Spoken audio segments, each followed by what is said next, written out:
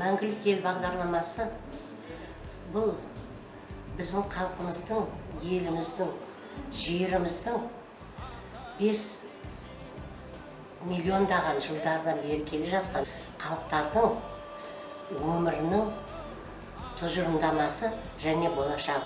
Ғасырдан ғасырға сақтап, аялап алып келген құндылықтардың біреуі қазақтың қара киіз үйі мен домбырада орындалған күйді 2013 жылы ЮНЕСКО Біріккен ұлттар ұйымының білім, мәдениет, ғылым саясатының комитеті бүкіл адамзаттың әлемдік мәдени мұрасы деп тіркеуі. Ол да біздің еліміздің мәңгі болып келе жатқанын көрсететін бір көрініс сияқты. Орысша онда атап кетейін: всемирное наследие, культурное наследие человечества. Бұл үлкен бір жетістіктердің біреуі. Мәңгілік ел болудың бір маңызды құндылығы, мысалға біздің Ақтөбеге байланысты.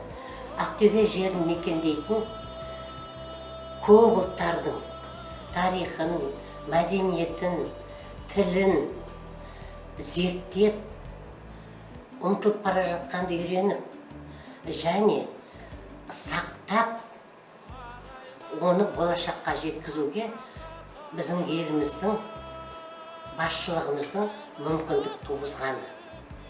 Арайлы Ақтөбеміз ұлы дала перзенттерінің отаны.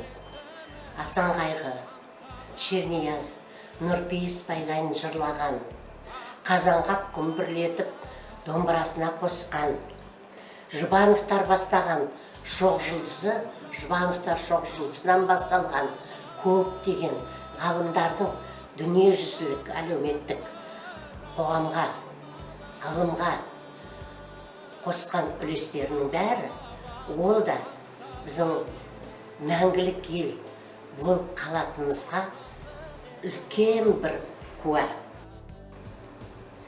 Сөзінің соңында мен былай деп ойлаймын: біздер барлық істеген істерімізді болашаққа арнауымыз керек.